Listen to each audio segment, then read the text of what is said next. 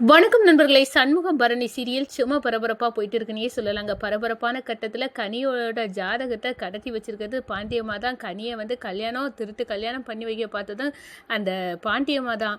இவன் பணத்தை வாங்கிட்டு நம்ம கனியை அந்த ஆளுகிட்ட கொண்டு விட்டுருக்கா அப்படின்னு தெரிஞ்சு நம்ம சண்முகம் அப்படியே வெளுத்தெடுக்க போகிறாங்க. இதுக்கு பயந்து சமுத்திர பாண்டிக்கு கால் பண்ணி, நீ இப்போ என்னை கூட்டிகிட்டு வரலை, என்னை கனியை கடத்த சொன்னது நீ தான் அப்படின்னு நான் சண்முகத்திட்ட போட்டு கொடுத்துருவேன் அந்த வெறும்பையகிட்ட அப்படின்னு சொன்ன உடனே, நான் வாரேன்னு சமுத்திர பாண்டி உருட்டடிச்சு பின்கதவை திறந்து நம்ம பாண்டியம்மாவை காப்பாற்றி கூட்டிகிட்டு போயிறாங்க. ஆனால் பாண்டியம்மா அங்கே போனதோட, இனி உனக்கு மகா வீடு அந்தமானுக்கு நீ போய் செட்டில் ஆயிடக்கா, இங்கே எனக்கு கதையை முடிச்சிடாத, இந்த வெறும்பையை என்ன வெளுத்து எடுத்துருவான் அப்படின்னு சொல்லி உனக்கு எல்லாம் தந்து விட்றேன் அப்படின்னு பணத்தை எடுக்க போகிறாங்க. இவன்கிட்ட பணம் மட்டும் வாங்கினா பத்தாத, இவன் நிறைய நகை வச்சுருப்பான் அப்படின்னு வீரவத்திருந்து நிறைய நகை நட்டோல எடுக்காங்க. இதெல்லாம் எடுக்காதக்கா அப்படின்னு அந்த இடத்துல பாண்டியம்மாவுக்கும் சமுத்திர பாண்டிக்கும் சண்டை வருது.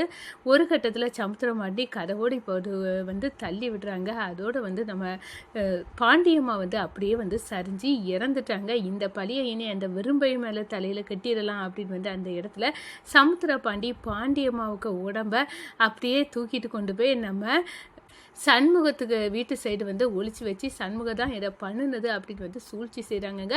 அதை பற்றி தான் இந்த வீடியோக்குள்ளே பார்க்க போகிறோம். அதுக்கு முன்னாடி சேனலுக்கு லைக் அண்ட் சப்ஸ்கிரைப் பண்ணுங்கள் ஃப்ரெண்ட்ஸ். பக்கத்தில் இருக்க பெல் ஐக்கானையும் கிளிக் பண்ணுங்கள். அப்போ தான் நான் போட்டுற ஒவ்வொரு வீடியோ நோட்டிஃபிகேஷனாக உங்களுக்கு கிடைக்கும். வாங்க ஃப்ரெண்ட்ஸ், வீடியோக்குள்ளே போகலாம். ஃபஸ்ட்டு எடுத்த உடனே பார்த்தோன்னா ஒரு சும்மா அதிரடியான பரபரப்பு கட்டோன்னு சொல்லலாங்க. நம்ம பாண்டியம்மாவை சமுத்திர பாண்டி சண்முகத்து வீட்டிலேருந்து பின்கதவை திறந்து கூட்டிகிட்டு போயிடறாங்க. சீக்கிரமா அந்த வெறும்பையன் கண்ணில் பட்டுட்டோம், அவ்வளோதான்.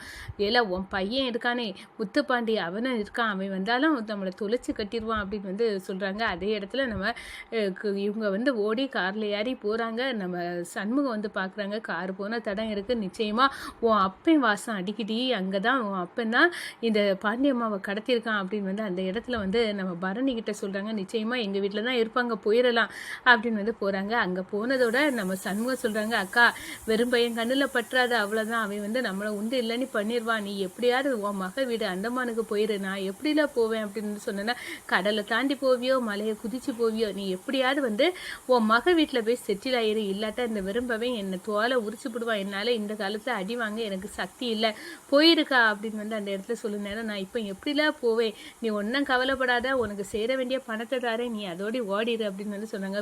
பணம் மட்டும் இவன்ட்டு இருந்து வாங்கினா பத்தாத, சமுத்திர பாண்டி நிறைய வச்சிருப்பான். அந்த அப்படி வீரவை திறந்து பார்க்குறாங்க, தங்கம் பணம் துட்டு எல்லாத்தையும் எடுக்கிறாங்க. சமுத்திர பாண்டி எவ்வளோ வச்சிருக்கான், இதெல்லாம் யாருக்கு வச்சிருக்கான், நிச்சயமா இந்த நகை நட்டெல்லாம் எனக்கு தான், எவ்வளோ போட முடியுமோ அள்ளிக்கிடுவோம் அப்படின்னு நம்ம பாண்டியம்மா அவ்வளோத்தையும் அள்ளி கெட்டுறாங்க. இந்த சைடு பார்த்தோன்னா நம்ம முத்துப்பாண்டி போலீஸ் வேனில் நம்ம சண்முகத்தையும் ஏற்றிக்கிட்டு வராங்க. எப்படியும் இந்த பாண்டியம்மாவை கேட்சி பிடிச்சிடணும், அவளை வெளுத்தெடுக்கணும், தொலியை கட்டணும், லாக்கப்பில் உள்ளுக தள்ளணும் அப்படின்னு கங்கணம் கட்டிக்கிட்டு வராங்கன்னே சொல்லலாம்.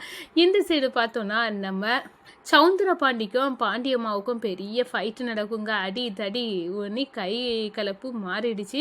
அதில் செனியன் பார்த்துக்கிட்டே இருக்காங்க, என்ன இங்கே இப்படி நடக்குது, விடுங்கய்யா அப்படின்னு எல்லாம் சொல்லி பார்க்குறாங்க. கேட்கல. இந்த பாண்டியம்மா இருக்கால, கடைசியில் ஏன் நகை நட்டுவல்லே கையை வைக்க ஆரம்பிச்சுட்டா அப்படின்னு சமுத்திர பாண்டி, எல்லாத்தையும் அங்கே வை, இதெல்லாம் உனக்காண்டி இல்லை அப்படின்னு அந்த இடத்துல சண்டை போட்டுறாங்க. ஒரு கட்டத்தில் நம்ம பாண்டியம்மாவை அப்படியே சுவரோடு பிடிச்சி தள்ளிடுறாங்க. அதில் பாண்டியம்மா அப்படியே உயிரை விட்டுறாங்க. இதை செல்லியன்னு பார்த்துட்டு, மூச்சு இல்லை ஐயா, இப்போ என்ன பண்ண, நான் கொலை பண்ணிட்டேனா, என்னாலே நம்ப முடியலை, அதுவும் என் அக்கா பாண்டியம்மாவையே கொண்டிருக்கேனா, இப்போ நான் என்ன பண்ணது, இந்த வயசுக்கு பிறகு ஜெயிலில் போய் கம்பி எண்ண முடியாது, கம்பி எண்ண அளவுக்கு எனக்கு திடமும் கிடையாது, இப்போ என்ன பண்ண, போதாத குறைக்கு இந்த வெறும்பையே இருக்கும், அவங்க சும்மா விட மாட்டானே, என்ன பண்ணலாம் அப்படின்னு நிற்க நேரம் யோசிக்கிறாம, இப்போ பாக்கியமும் இல்லை, நம்ம நைஸா இவளை அப்படியே மூட்டை கட்டி வெறுமையும் வீட்டு முன்னாடி போய் போட்டுட்டு வந்துடுவோம், அப்போ வெறுமையனுக்கும் இதுக்கும் தான் சம்மந்தம் இருக்குது, வெறுமையன் தான் பாண்டியம்மாவை கொன்னது, வெறும்பையன் மேலே அவனுக்கு இருக்க கோவத்தில் இதை செய்துட்டான் அப்படின்னு வெறும்பையும் பக்கம் திருப்பி விட்டுருவான், நம்ம பக்கம் நியாயம் இருக்கிற மாதிரி நடந்துக்கிடுவோம் அப்படின்னு அந்த இடத்துல யோசிக்கிறாங்க. சரியா, ஆமையா அந்த நேரம் இதை பழிய சண்முகத்துக்கு மேலே போடுறது தான் நல்லது. இல்லாட்டினா உங்களை உண்டு இல்லைன்னு உங்கள் பையனே உங்களை லாக்கப்புக்கு இழுத்துட்டு போயிடுவான். நம்ம அந்த சைடு போட்டு திரும்பிக்கிடுவான், நம்மளுக்கும் இதுக்கும் சம்மந்தம் இல்லைன்னு காட்டிக்கிடுவான் அப்படின்னு வந்து அந்த இடத்துல வந்து அப்படியே திசை திருப்பதுக்கு பார்க்குறாங்க. இந்த சைடு பார்த்தோன்னா அப்படி மூட்டைக்குள்ளே வந்து கெட்டுறாங்க. நம்ம பாண்டியம்மாவை வந்து சௌத்ரா பாண்டி கெட்டுறாங்க. கெட்டிக்கிட்டு காரில் தூக்கி போட்டு செனியன் கூட சேர்ந்து அங்கே கொண்டு வராங்கங்க. நம்ம சண்முக வீட்டுக்கு பின்னாடி யாரும் இல்லாத நேரம் வந்து கொண்டு போட்டுட்டு போயிடறாங்க. அடுத்த நாள் பார்த்தோன்னா பயங்கர கலகலப்பு. இங்கே ஒரு சாக்கு கிடக்கு, இது யார் அப்படின்னு வந்து அந்த இடத்துல சலசலப்பு மத்தியில் அதை திறந்து பார்க்குறாங்க. சும்மா அதிர்ச்சி, பாண்டியம்மா இறந்து இருக்கா, பாண்டியம்மா எப்படி செத்தா, ஒன்றுமே புரியாத புதிராக இருக்கா அப்படின்னு வந்து சொல்ல நேரம் தான் சமுத்திர பாண்டி வரவா, என் அக்கா இந்த வீட்டில் தான் இருந்த, அப்போ இந்த வீட்டில் இருந்து செத்துருக்கானா, இங்கே தான் யாராவது கொண்டு இருக்கணும், எனக்கு வெறும்பைய மேலே வந்து கம்ப்ளைண்ட் கொடுக்கணும், வெறும்பையன்னா இதை செய்திருப்பான் அப்படின்னு வந்து நான் நினைக்கிறேன் அப்படின்னு வந்து அந்த இடத்துல சண்முகத்தை கோர்த்து விடுறாங்க. சண்முகம் அதிர்ச்சியில் பார்க்குறாங்க. நானே பாண்டியம்மாவை கொல்ல நினச்சேன், ஆனால் அதுக்கு முன்னாடி யார் கொண்டு இருப்பா, நிச்சயமாக இது சவுந்தர பாண்டி ஏதோ ஒரு கைகலப்பில் அவங்க அக்கானி கூட பார்க்காம கொன்னுக்கிட்டு நம்ம மேலே பழியை தூக்கி போக்குறான். இப்போ எப்படி உண்மையை வர வைக்கிறதுன்னு தெரியலையே அப்படின்னு வந்து நம்ம சண்முகம் மண்டையை பிச்சுட்டு இருக்காங்க. அதோட பார்த்தோன்னா நம்ம முத்துப்பாண்டிகிட்ட சொல்லுறாங்க, இல்லே இந்த வெறும்பையில் கைது பண்ணிட்டு போல அத்தையே கொண்டு இருக்கா, நீ பார்த்துட்டு நிற்கிறியா அப்படின்னு வந்து அந்த இடத்துல சமுத்திர பாட்டி சொல்கிறேன்.